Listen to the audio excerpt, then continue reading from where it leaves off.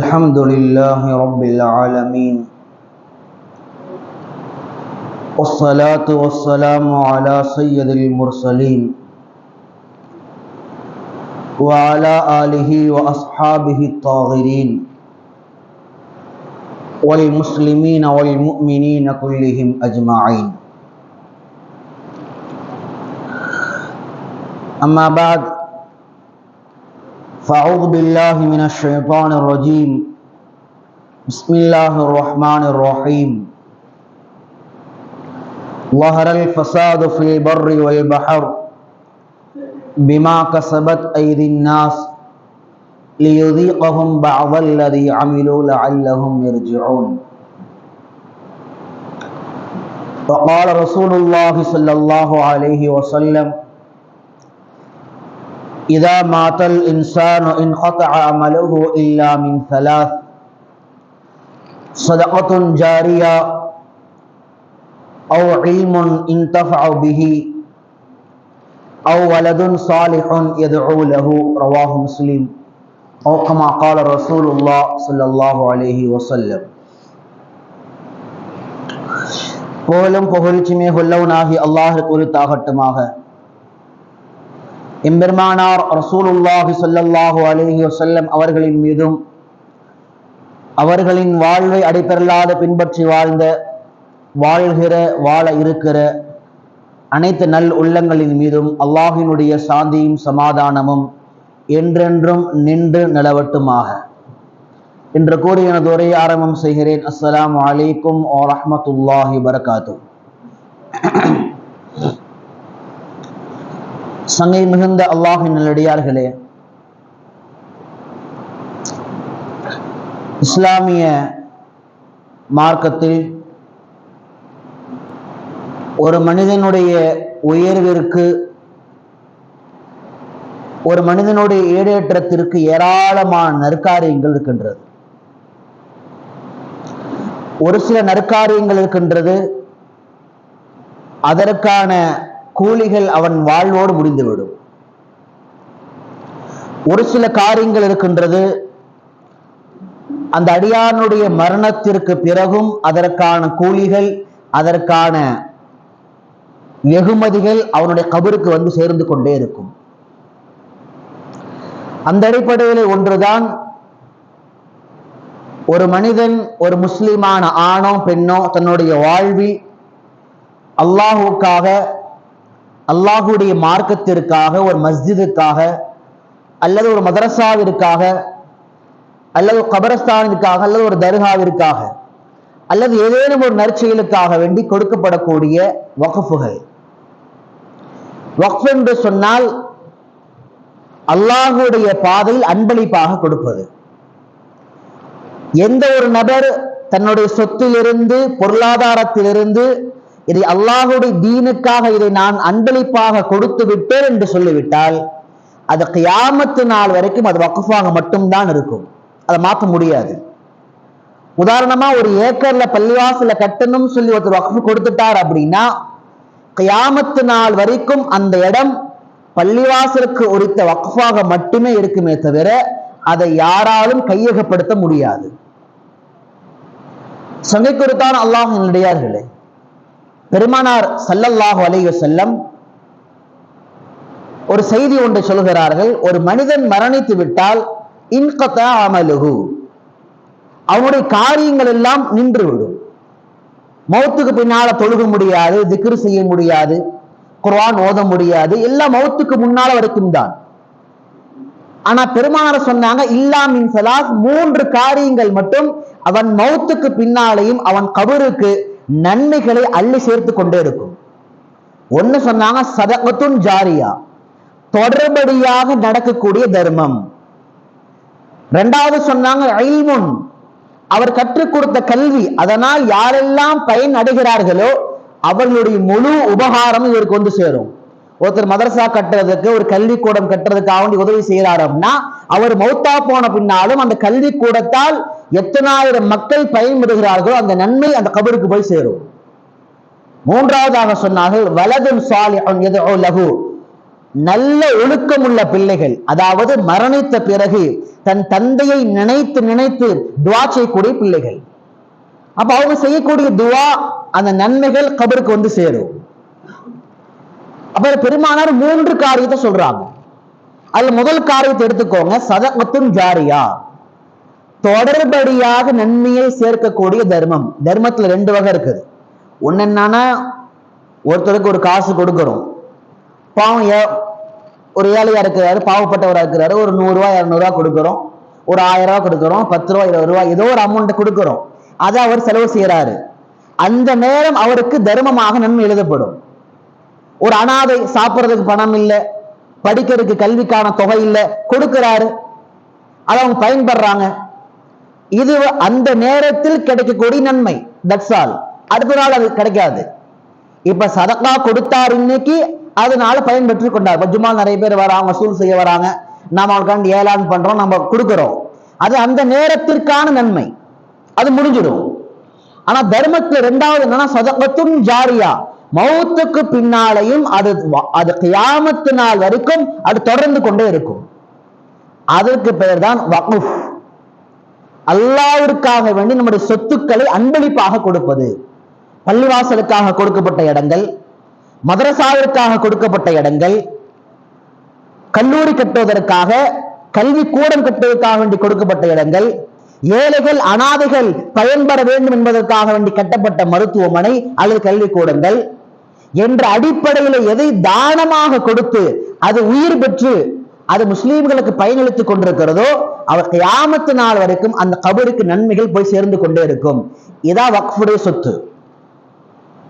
சொகை கொடுத்தான் அல்லாஹ் நடிகார்களே. ஆனா அது மேல ஒரு பிரச்சனை. இன்னைக்கு நாம் அதை கேள்விப்பட்டிருப்போம், பலர் படித்திருக்கலாம், பலருக்கு தெரியாமல் இருக்கலாம். சமுதாயத்தில் என்ன பிரச்சனைனா, எதெல்லாம் தெரிஞ்சுக்கணுமோ அதையெல்லாம் தெரிஞ்சுக்கிறதே இல்லை. எதெல்லாம் பேசுவதற்கு உப்பு சப்பில்லாத விஷயங்களோ அதை பேசுவதால் சமுதாயத்திற்கு எந்த விதமான பயன் கிடைக்காதோ அதையெல்லாம் நாம் பிரச்சனையாக பேசுகிறோம். ஆனால் உண்மையிலேயே வக்ஃபு சார்ந்த பிரச்சனை என்பது அது மிக அபாயகரமான பிரச்சனை என்று சொல்லலாம். இப்ப இந்தியா முழுக்க நாடாளுமன்றங்கள் துவங்கி இன்று எல்லா அமைப்புகள் ரீதியாக இந்தியா முழுக்க பேசப்படக்கூடிய ஒரு பிரச்சனை. சங்கை கொடுத்தான் அல்லாஹ் நடிகார்களே, நம்முடைய முன்னோர்கள், நமக்கு முன்னால் வாழ்ந்தவர்கள் நம்முடைய நலனுக்காக, மார்க்கத்தின் நலனுக்காக எதை விட்டுவிட்டு போனார்களோ, எதை அன்பளிப்பாக வக்ஃப் செய்துவிட்டு போனார்களோ அதை பாதுகாப்பது, பராமரிப்பது, சீரமைப்பது, அதன் மூலமாக சமுதாயத்திற்கு பயன் அளித்துக் கொண்டே இருப்பது நம்மின் மீது கடமையான விஷயமாக இருக்கின்றது. உபகாரம் இல்லை, கடமை. அதை பாதுகாக்க வேண்டும், சமூகத்திற்கு அதன் மூலமாக பயனளிக்க வேண்டும், கடமை சார்ந்த விஷயம். சொல்ல போனா இந்தியாவிலே வக்ஃபுடைய சொத்து எவ்வளவு பிரம்மாண்டமானதுன்னா, இந்தியாவிலே முதல்ல அதிகமான சொத்துக்களை கொண்ட ஒரு டிபார்ட்மெண்ட் அப்படின்னா ராணுவம். அவங்க பேர்ல இருக்கிற மாதிரி சொத்து வேற யார் பேர்லயுமே இல்லை. 2வதாக ரயில்வே. அப்ப அந்த ரயில்வே துறைக்கு தான் இந்தியாவில 2வது அதிகமான சொத்து. 3வது பாருங்க, இந்தியாவிலேயே அதிகமான சொத்துக்களை கொண்ட 3வது அமைப்பு வக்ஃபு வாரியம். இஸ்லாமியர்களுக்கு தானமாக, அன்பளிப்பாக, பள்ளிவாசலுக்கும் மதரசாக்களுக்கும் ஏழை அனாதைகளுக்காக வேண்டிய அன்பளிப்பாக கொடுக்கப்பட்ட லட்சோபலத்து சொத்துக்கள். இன்னைக்கு அது மேல ஒரு கண்ணு. இந்த சன் பரிவார் கும்பல், அவர்களின் குழந்தையாக இருக்கக்கூடிய இந்த மத்திய அரசு என்ன பண்றான்னா, அதுல பிரச்சனை ஒண்ணு ஏற்படுத்துறான். ஒண்ணு நல்லா விளங்கிக்கணும், வக்ஃபு சொத்துக்கள் மூலமாக இந்தியாவுடைய பல்வேறுபட்ட மாநிலங்களில், கிராமங்களில் இந்த சொத்தின் மூலமாக பயனடைந்தவர்கள் ஏராளம். பலாயிரம் பட்ட நபர்கள், ஏழைகள். என்ன சொல்ல போனா பலாயிரக்கணக்கான மக்கள் இந்த வக்ஃபு சொத்தின் காரணமாக படுத்திருக்கிறார்கள், ஏழைகளாக இருந்தவர்கள். அப்ப இந்தியா முழுக்க பல்வேறுபட்ட இடங்கள்ல இதன் மூலமாக ஏழைகள் பயன்பெற்றுக் கொண்டிருக்கிறார்கள். எத்தனையோ நிறுவனங்கள் நடத்தப்பட்டு கொண்டிருக்கிறது. அப்ப இது மிக முக்கியமான இந்தியாவினுடைய எக்கனாமிக்கல் ரீதியான ஒரு பிரச்சனை. உலகத்தினுடைய 54 நாடு முஸ்லிம் நாடுகள் இருக்குது. 54 முஸ்லிம் நாடுகளை விட, அந்த நாடுகளில் கொடுக்கப்பட்ட வக்ஃபு சொத்துக்களை விட இந்தியாவில் தான் அதிகப்படியான வக்ஃபு சொத்துக்கள் இருக்கின்றது. அதை பல நேரங்களில் பிரச்சனை பண்ணி பார்த்தானுங்க. அப்போ ஒவ்வொரு காலங்களிலும் அல்லாஹ்வுடைய கிருபையால் சரியான சட்டங்கள் திருத்தப்பட்டு வக்ஃபு சொத்துக்களை தீர்மானிப்பதும் அனுமானிப்பதும் அதிகாரப்படுத்துவதும் இஸ்லாமியர்கள் கையில் மட்டுமே இருந்தது. ஆனா இன்னைக்கு பிரச்சனை. இப்ப 1923ஆம் ஆண்டு வக்ஃபு வாரியம் என்ற சட்டம் உருவாக்கப்பட்டு அதன் கீழாக சொத்துக்கள் திரட்டப்படுது. எங்கெல்லாம் அன்பளிப்பு கொடுக்கப்பட்டிருக்கிறது, தானமாக அன்பளிப்பாக எங்கெல்லாம் கொடுக்கப்பட்டிருக்கிறது என்ற அடிப்படையிலே இஸ்லாமியர்களுக்கான சொத்துக்கள் உருவாக்கப்படுது. ஏறத்தாழ இந்தியாவிலே மட்டும் 32 வக்ஃபு வாரியங்கள். ஒவ்வொரு வக்ஃபு வாரியங்களும் அந்தந்த மாநிலத்தினுடைய அரசாங்கத்திற்கு கீழாக செயல்படக்கூடிய ஒன்று. அவங்க வேலை என்னன்னா, எதெல்லாம் தானமாக அன்பளிப்பாக கொடுக்கப்பட்டதோ அவை எல்லாவற்றையும் பாதுகாப்பது, அவற்றை எல்லாம் இந்த சமுதாயத்திற்கு பயனடையக்கூடிய வகையிலே அதை அதிகாரப்படுத்துவது அவர்களுடைய வேலை. சமீபத்தினுடைய சரியான கணக்குப்படி, ஏறத்தாழ கணக்குப்படி 8.7 லட்சம் சொத்துக்கள், 8.7 லட்சம் சொத்துக்கள் இந்தியாவில் மட்டும். அதுல 9.4 லட்சம் ஏக்கர்கள். இது நீங்க பெரிய கணக்கா எழுதுனீங்கன்னா பெரிய அளவுல வரும். 9.4 லட்சம் ஏக்கர்கள் சொத்து மட்டும் இந்த 32 வாரியங்கள் மூலமாக இந்தியாவில் நிர்வகிக்கப்படுகின்றது. ஏறத்தாழ அதனுடைய வருடாந்திர வருமானம் மட்டுமே இந்தியாவினுடைய ஆண்டு வருமானத்தை விட அதிகம்னு சொல்றாங்க. அப்ப இந்த ஒட்டுமொத்தமான சொத்து தோராய மதிப்பு என்ன? 1,20,000 கோடிகள். ஏறத்தாழ கணக்கு, துல்லியமான கணக்கெல்லாம் கிடையாது. இப்ப இவ்வளவு சொத்துக்கள் இந்தியாவில் இந்தியாவுடைய சமூகத்திற்கு, இஸ்லாமியர்களுக்கு அன்பளிப்பாக நன்கொடையாக கொடுக்கப்பட்டிருக்கிறது. ஆனா பிரச்சனை என்னன்னா, கொடுக்கப்பட்ட சொத்துக்கள்ல 1/3 பகுதி ஆக்கிரமிப்பாக இருக்கின்றது. சில இடங்களை மத்திய அரசு ஆக்கிரமிப்பு பண்ணிருக்கிறான், சில இடங்களை பல நூறு ஏக்கர்களை மாநில அரசு ஆக்கிரமிப்பு பண்ணிருக்கிறான், சில இடங்கள்ல தனி நபர்கள் தன் அதிகாரத்தை பயன்படுத்தி உம்மத்தை முஸ்லிமாவிற்கு கொடுக்கப்பட்ட வக்ஃபுடைய நிலங்களை அவர்கள் ஆக்கிரமிப்பு செய்திருக்கிறார்கள். அதெல்லாம் பன்னாட்டு நிறுவனங்கள், கார்பரேட் கம்பெனி என்ன செஞ்சிருக்கிறான்னா, வக்ஃபுடைய பல்வேறுபட்ட இடங்களை, பல நூறு ஏக்கர்களை காசை கொடுத்து அதை கொடுத்து இதை ஒட்ட வச்சு தன்னுடைய பேரை மாற்றி எழுதிக்கிட்டான். அப்ப இது மாதிரி ஆக்கிரமிப்பு செய்யப்பட்ட பகுதி மட்டும் இந்தியாவுடைய 1/3 பங்கு, 1/3 பங்கு அது ஆக்கிரமிப்பு நிலங்களா இருக்குது. சொன்னை குறித்தான் அல்லாஹ்வின் நடிகார்களே, இந்த வக்ஃபு சொத்துக்கள் இஸ்லாமிய சமூகத்திற்கு எந்த வகையிலெல்லாம் நம்முடைய முன்னோர்கள் பயனளிக்கக்கூடியதா கொடுத்திருக்கிறாங்க தெரியுமா? உதாரணமாக இப்னு பத்தூதா, ஷேக் ஹபீப் முஹம்மது நதவி ஹஃபிஸஹுல்லாஹ் ஹஜ்ரத் அவர்கள் தன்னுடைய பயான்ல பேசும்போது ஒரு குறிப்பு சொல்றாங்க. இப்னு பத்தூதா என்ற நபர், இந்த இப்னு பத்தூதா யார் அப்படின்னா, முழு உலகத்திற்கு பிரயாணம் செய்கிறவர். முழு உலகத்திற்கு பிரயாணம் செய்து எல்லா விதமான நாட்டு மக்களையும் சந்தித்து அவரின் கலாச்சாரங்கள், பழக்க வழக்கங்கள் எல்லாவற்றையும் அறிந்து வரலாற்று எழுதக்கூடியவர். அப்ப அவருடைய வரலாற்று ஒரு குறிப்பில் சொல்லப்பட்டிருக்கு, ஒரு சந்தர்ப்பத்தில் இப்னு பத்தூதா திமிஷ்குடைய பிரதேசத்திற்கு செல்கின்ற வேளையில அந்த வக்ஃபு செய்யப்பட்ட ஒரு முறையை பார்க்கிறாரு. பாருங்க வக்ஃபுல எப்படி எல்லாம் செஞ்சிருக்காங்க பாருங்க. அப்ப வக்ஃபு சில சொத்துக்களை அதை அல்லாஹ்வுடைய பாதையில் அன்பளிப்பா கொடுத்து என்ன செஞ்சிருக்கிறாங்கன்னா, நிறைய சட்டி வாங்கியிருக்கிறாங்க, பாத்திரங்களை. இதெல்லாம் புதுமுகமா இருக்குது. பாத்திரத்தை வச்சு என்ன செய்வாங்க? அப்ப அங்க என்ன நடைமுறை அப்படின்னா, அந்த நாட்டுல எங்கெல்லாம் அடிமைகள், முஸ்லிம் அடிமைகள் எஜமானர் வீட்டுல வேலை செய்யறாங்களோ, ஏதாவது ஒரு காரணத்தினால் அந்த பாத்திரம் உடைஞ்சிருச்சு அப்படின்னா, அந்த பாத்திரத்தை கொண்டு வந்து வக்ஃபு செய்யப்பட்ட அந்த பாத்திர இடத்தில் அந்த கடையில கொடுத்தால் அதற்கு பதிலாக புது பாத்திரத்தை அன்பளிப்பாக கொடுப்பாங்க. அதனால் என்னவாகுவார்னா, இந்த அடிமையாக இருக்கக்கூடிய ஏழைகள் தன்னுடைய எஜமானிடத்தில் எந்த விதமான தண்டனை பெற மாட்டார்கள்.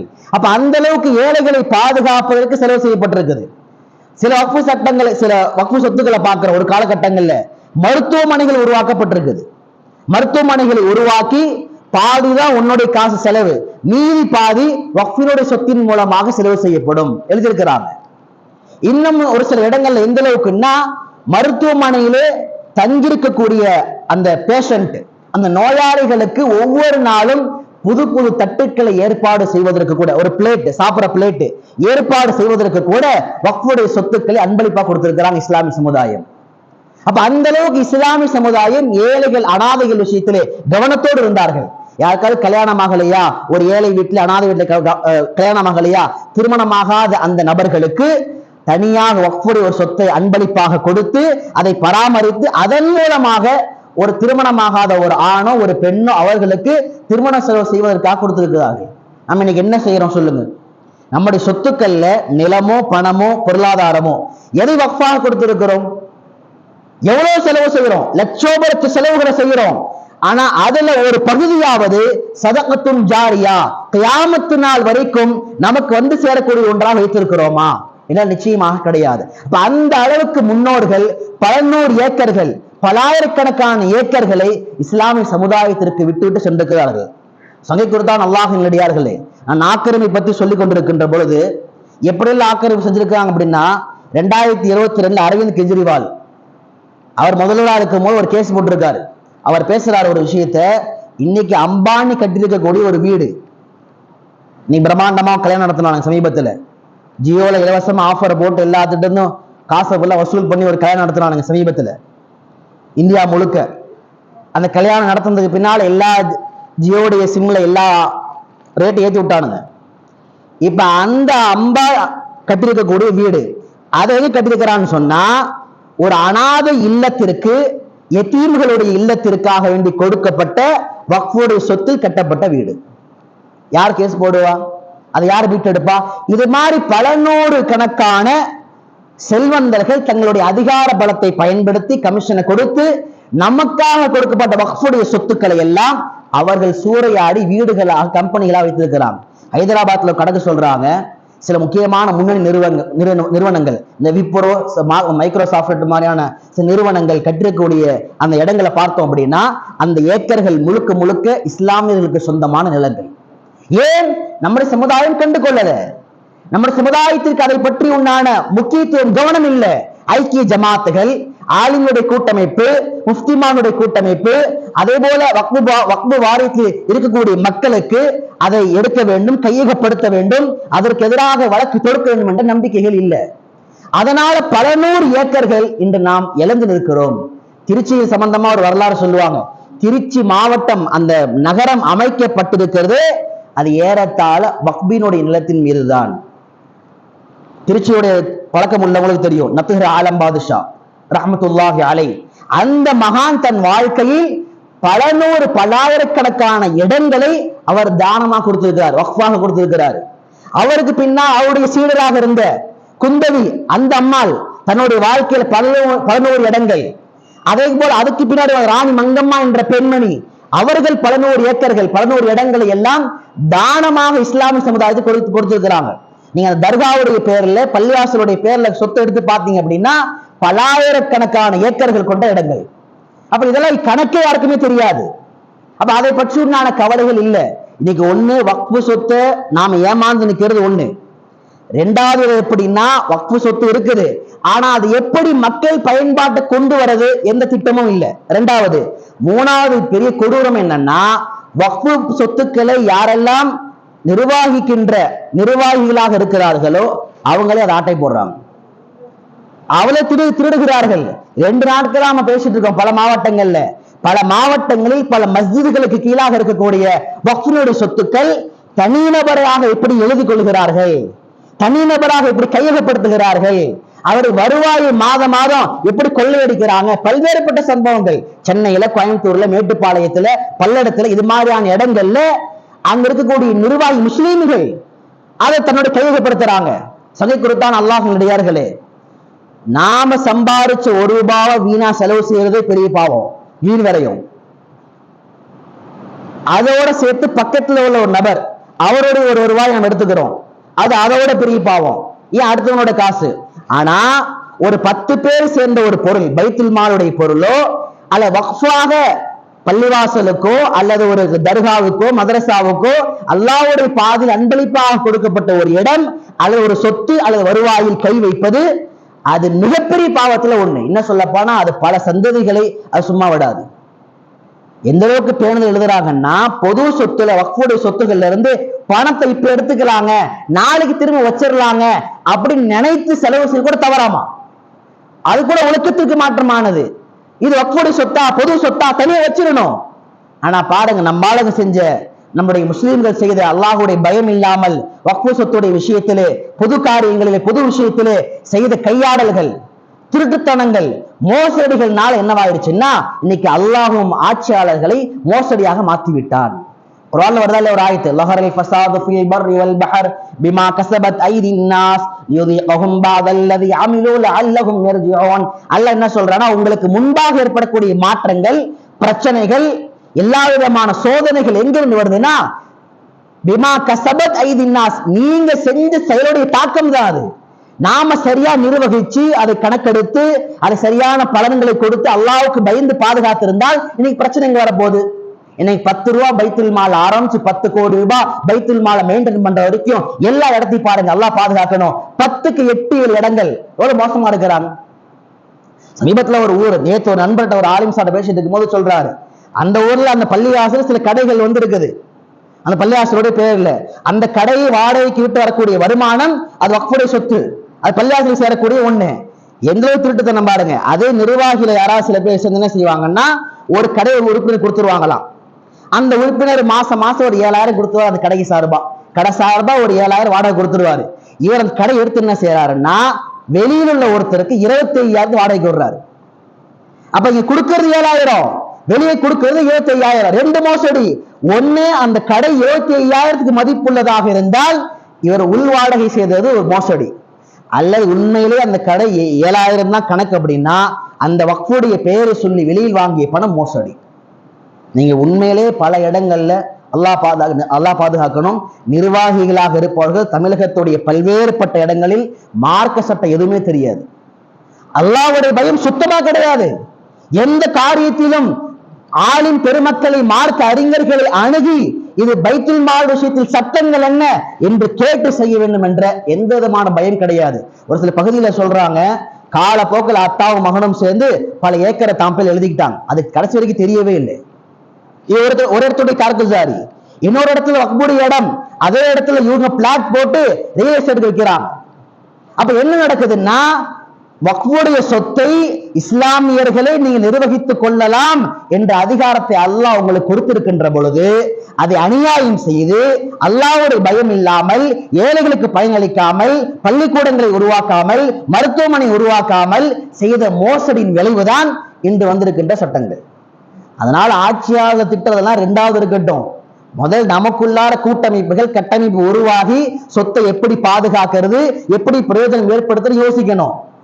இந்த சமுதாயத்தினுடைய பெரிய சாபக்கேடு என்னன்னா, நம்மிடம் இருந்த கலாச்சாரத்தினுடைய எல்லா நல்ல பழக்க வழக்கங்களையும் மாற்று மதத்தால் எடுத்துக்கொண்டார்கள். ஒண்ணு இல்ல, கிறிஸ்துவ சமுதாயம் இன்னைக்கு என்ன பண்றான், இதே போல ட்ரஸ்ட் அமைச்சு அன்பளிப்பு நிலங்களை எல்லாம் வாங்கி, சொத்துக்களை வாங்கி மருத்துவமனை கட்டுறாங்க, ஸ்கூல்களை உருவாக்குறாங்க, கல்லூரி உருவாக்குறாங்க. அங்க ஏழை பிள்ளைகள் போய் சேர்ந்தாங்கன்னா 50% டிஸ்கவுண்ட், 50% காசு கட்டினா போதும், மீதி உங்களுடைய செலவுகளை எல்லாம் வக்ஃபு போர்டு பார்த்துக்கும், அன்பளிப்பு சொத்துக்கள் பார்த்துக் கொள்வார்கள்.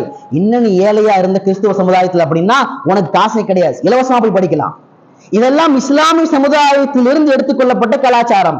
ஆனா நாம் என்ன செஞ்சோம்னா, எல்லா சமுதாயத்திலும் இருந்து எல்லா கெட்ட விதமான கலாச்சாரத்தையும் எடுத்துக்கொண்டு இஸ்லாத்தினுடைய கலாச்சாரத்தை விட்டுவிட்டோம். நாம் திரும்ப திரும்ப கேட்க வேண்டிய கேள்வி அதான். நம்முடைய மாவட்டத்தில், நம்முடைய அருகாமையில் இருக்கின்ற மாவட்டத்தில் இஸ்லாமிய கல்லூரி எத்தனை, இஸ்லாமிய பள்ளிகள் எத்தனை, இஸ்லாமிய மதரசாக்கள் எத்தனை, இஸ்லாமிய மருத்துவமனைகள் எத்தனை, இஸ்லாமிய நூலகம் எத்தனை? அப்ப இருக்கின்ற ட்ரஸ்ட் போர்டுடைய சொத்துக்கள், வக்ஃபுடைய சொத்துக்கள் எங்க போனது? அப்ப நம்முடைய நிர்வாகிகள், ஆட்சியாளர்கள், வக்ஃபு சொத்தை பராமரித்த இந்த முக்கியஸ்தர்கள் எல்லாம் அல்லாஹ்வை பயந்து செயல்படாததின் காரணமாகத்தான் இன்று விளைவுகள். இன்னைக்கு கொண்டு வந்திருக்கிற சட்ட திருத்த மசோதால 40 மாற்றம் கொண்டு வந்திருக்கிறோம். அதுல ஒரு சில முக்கியமான மாற்றத்தை மட்டும் சொல்றேன், எவ்வளவு ஆபத்தானது பாருங்க.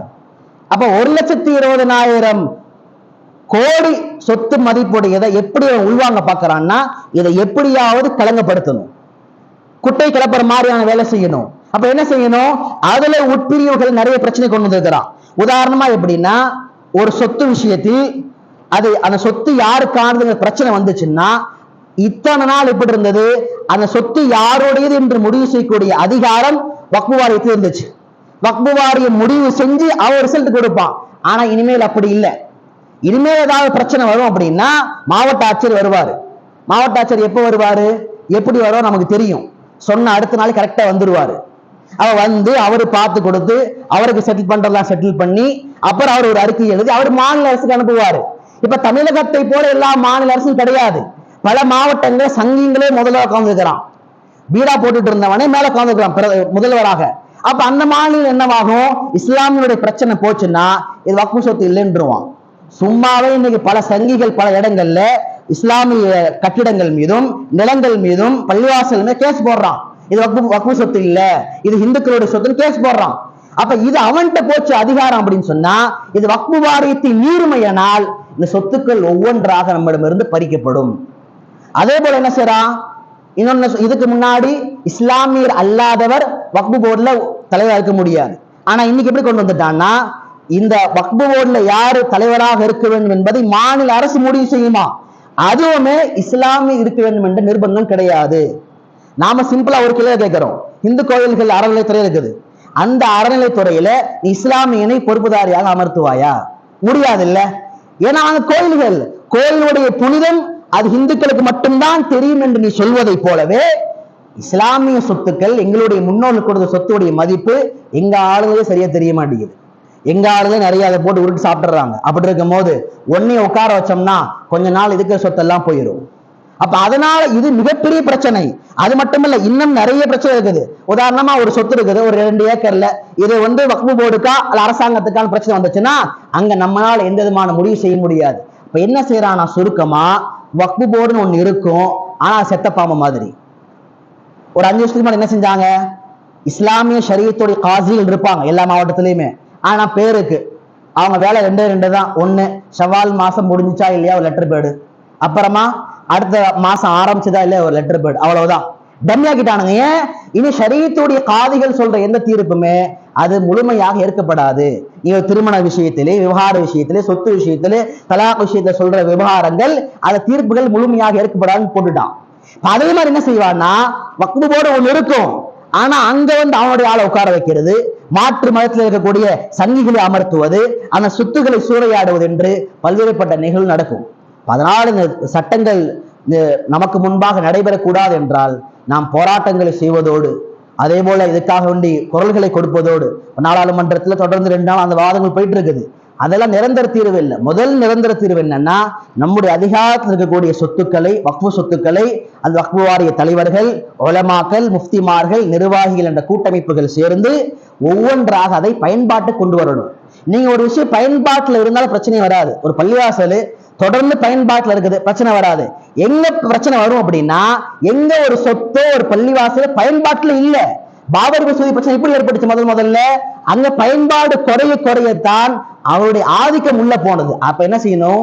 ஒவ்வொன்றையும் பயன்பாட்டை கொண்டு வரணும். இதன் மூலமாக கல்லூரி, இதன் மூலமாக பள்ளிக்கூடங்கள், இந்த சொத்து எந்த அடிப்படையில் கொடுக்கப்பட்டிருக்குது, பள்ளிவாசல்னா பள்ளிவாசல், மதரசாக்கள்னா மதரசாக்கள், அல்ல ஏழை எளிய மக்கள்னா ஏழை எளிய மக்கள் என்று அவர்களுக்கு பயன்கள் ஏற்படுத்த வேண்டும். எனவே இந்த வக்ஃபு விஷயத்திலே நாம் மிகுந்த கவனத்தோடும் மிகுந்த அக்கறைகளோடும் நாம் முன்னெடுக்க வேண்டிய போராட்டங்கள், அந்த குரல்களை தாண்டி நாம் இந்த சொத்துக்களை எல்லாம், இந்த வரலாறுகளை படித்து அதை முழுமையாக தெரிந்து கொண்டு நம்முடைய முன்னோர்கள் நமக்கு எதை அன்பளிப்பாக கொடுத்து விட்டு சென்றார்களோ அது நாம் பாதுகாத்து பயன்பெற்று அடுத்து வரக்கூடிய தலைமுறைக்கு கொண்டு சேர்க்கக்கூடிய அமானிதமான விஷயங்களில் ஒன்று. எனவே இந்த விஷயத்தில் கவனத்தோடு இருந்து உம்மத்தினுடைய பொறுப்பாளர்கள் சரியான தீர்வுகளை கொண்டு வர வேண்டும். வலர்ஹமான் நம் அனைவருக்கும் வாழ்கின்ற காலமெல்லாம் நம்முடைய எல்லா விதமான பொது சொத்துக்கள், பொது நிதிகள், பைத்துல் மால்கள் விஷயத்திலே மிகுந்த பேணுதலையும் இறையச்சத்தோடு செயல்படக்கூடிய பாக்கியத்தை ஏற்படுத்துவானாக. எல்லா விதமான காரியங்களிலும் ஹலால் ஹராமை பேணி அல்லாஹை பயந்து வாழக்கூடிய அப்படிப்பட்ட உயர்ந்த பண்பை நசீபாக்கி தருவானாக. ஈமானோடு வாழ்ந்து மரணிக்கின்ற பொழுது கலிமா லா இலாஹ இல்லல்லாஹ் முஹம்மது ரசூலுல்லாஹி சொல்லி வண்ணமாக மனத்தை நசீபாக்குவானாக. வாஃபிரு தாவனா அல்ஹம்துலில்லாஹி ரப்பில் ஆலமீன்.